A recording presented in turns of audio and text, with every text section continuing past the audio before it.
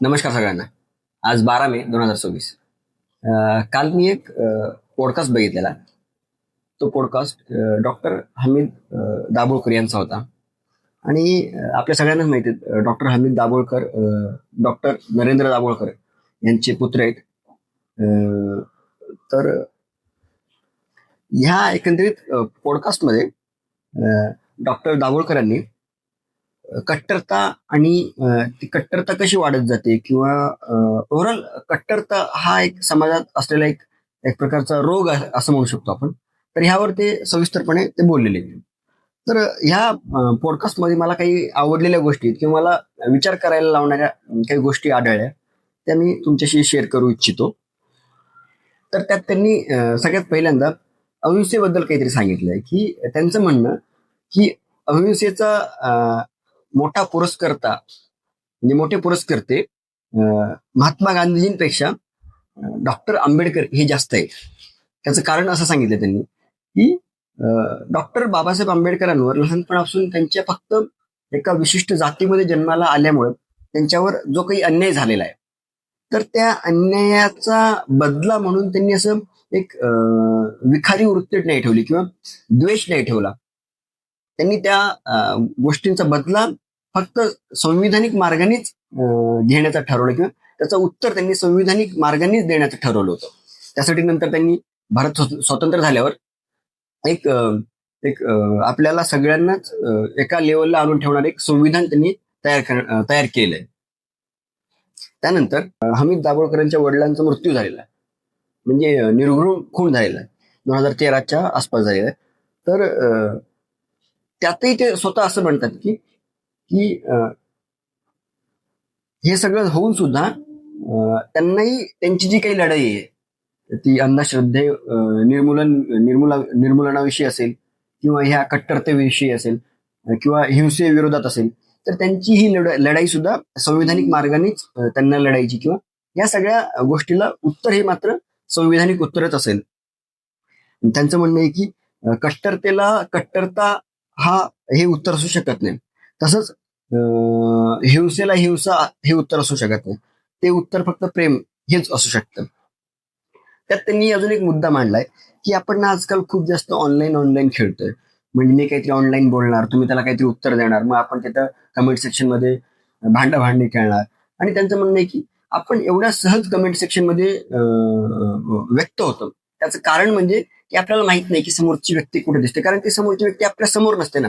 तिचं फक्त नाव असतो, एखादा छोटा फोटो असतो, त्याच्या पलीकडे आपल्याला त्या व्यक्तीबद्दल काहीच माहिती नसतं.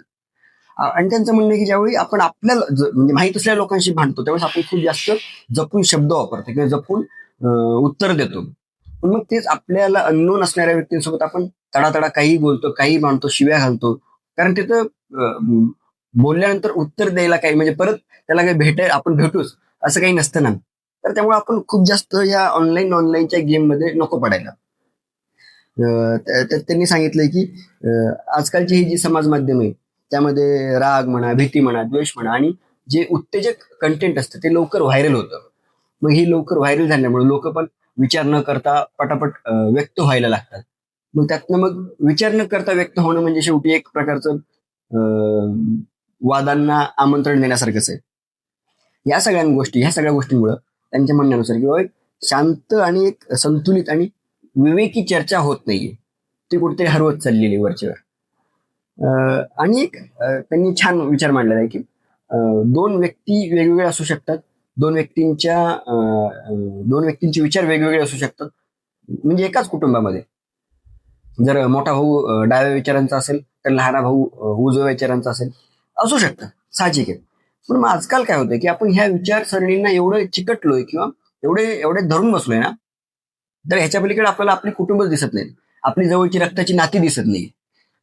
तर ह्यावर त्यांनी एक एक्झाम्पल दिलंय की त्यांचे आई वडील, हमीद दाभोळकरांचे आई वडील म्हणजे डॉक्टर नरेंद्र दाभोळकर आणि त्यांच्या पत्नी.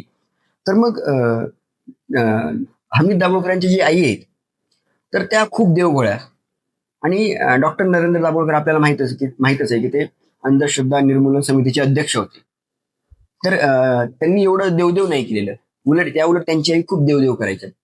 पण मग डॉक्टर नरेंद्र दाभोळकर हे सुद्धा त्यांच्या आईला म्हणजे त्यांच्या बायकोला ते घेऊन जायचे मंदिरापर्यंत, पण ते मंदिरात आत यायचे नाही, कारण त्यांची मे बी देवावर श्रद्धा असेल, पण मग ते देवापर्यंत स्वतः डायरेक्ट मनातून पोहोचत असेल कदाचित.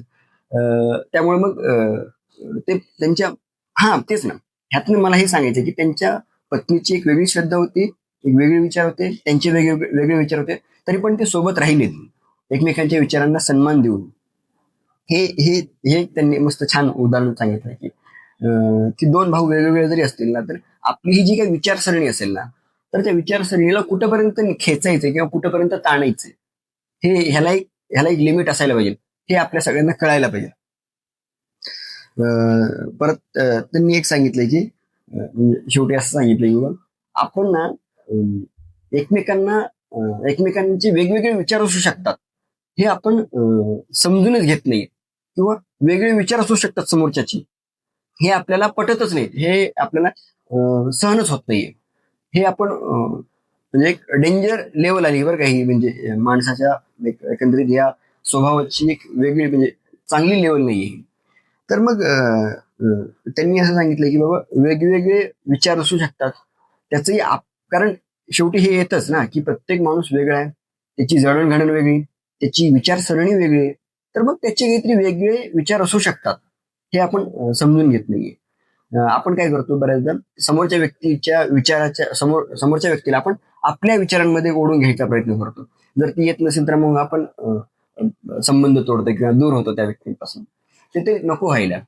तर त्यासाठी त्यांनी एक शब्द वापरला की प्रेमाने भांडता यायला पाहिजे, की बाबा असू शकतं वेगळं विचार, पण मग त्यासाठी तुम्ही फक्त काय समजावून सांगू शकता, त्यांना पटवून देण्याचा प्रयत्न करू शकता, पण मग ते सारखं तुम्ही त्याच्या डोक्यावर बसून नाही राहू शकत की बाबा तू समजूनच घे आणि तू आपल्या बाजूने ये, असं नाही होऊ शकत. खूप मला आवडला हा विचार की बाबा, नाही आपण कोणालाही जबरदस्ती आपल्या बाजूला खेचू शकत. तर ह्या काही गोष्टी आवडल्या होत्या, ह्या मला तुमच्याशी शेअर करायच्या होत्या. व्हिडिओ कसा वाटला नक्की कळवा. आवडला असेल तर लाईक करा, शेअर करा आणि सबस्क्राईब करा आपल्या चॅनलला. भेटूया पुढच्या व्हिडिओ. तोपर्यंत नमस्कार.